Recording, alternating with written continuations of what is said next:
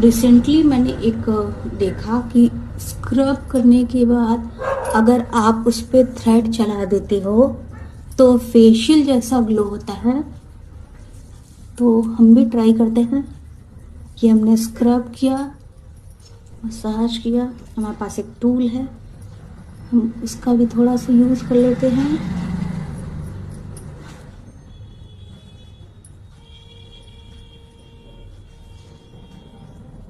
उससे भी अच्छे से कर लिया हमने। और अब बारी है इस थ्रेड की। तो